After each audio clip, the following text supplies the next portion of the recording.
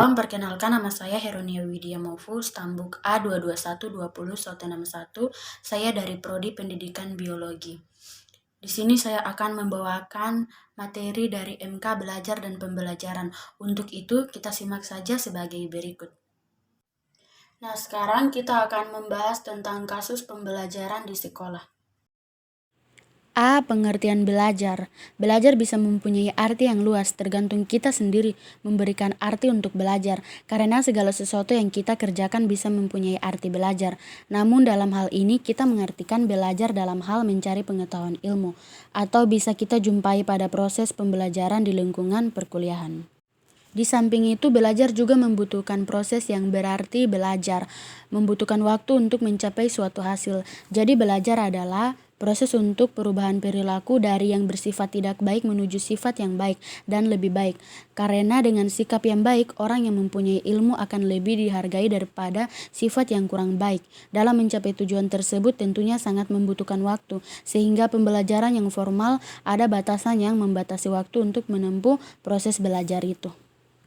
Nah, kemudian kita masuk lagi pada masalah pembelajaran. Masalah adalah sesuatu yang tidak disukai adanya, menimbulkan kesulitan bagi diri sendiri dan orang lain, ingin atau perlu dihilangkan.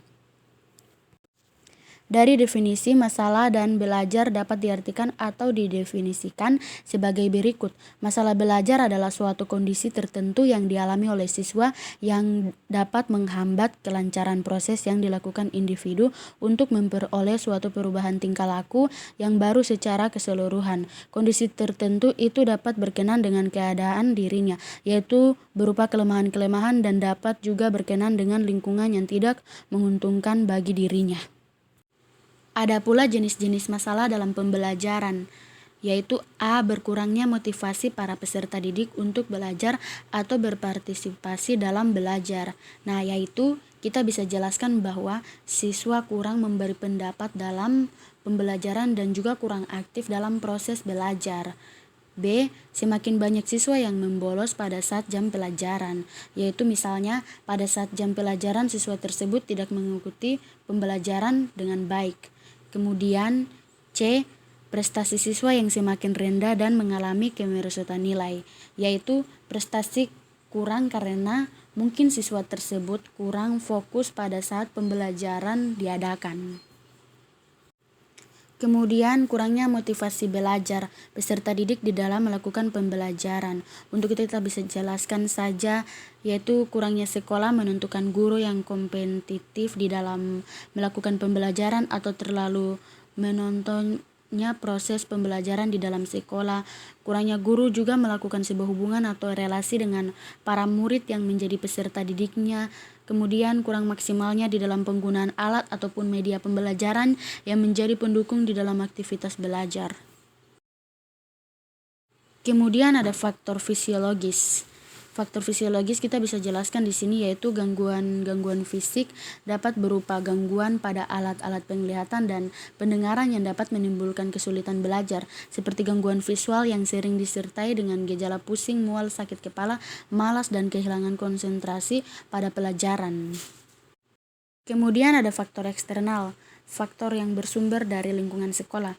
Metode mengajar apabila guru menggunakan metode yang sama untuk semua bidang studi dan pada setiap pertemuan akan membosankan siswa dalam belajar.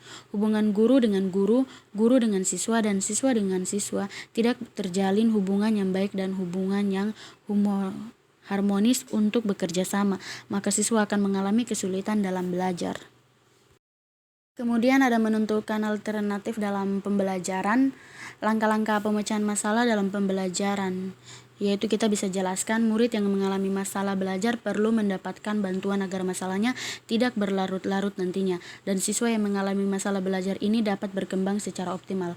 Masalah-masalah dalam pembelajaran harus segera dipecahkan karena itu bisa menjadi titik kelemahan lembaga pendidikan untuk meningkatkan kualitas dan kuantitas pendidikan di Indonesia. Pemecahan masalah ini bisa dilihat dari faktor-faktor yang mempengaruhi adanya masalah-masalah tersebut. Pembelajaran yang baik tentunya sangat memerlukan pengolahan yang baik juga, dan untuk mencapainya harus dengan selalu introspeksi pada hal-hal yang menyebabkan timbulnya masalah itu. Demikian sekian materi dari saya. Jika ada kesalahan, saya mohon maaf. Terima kasih.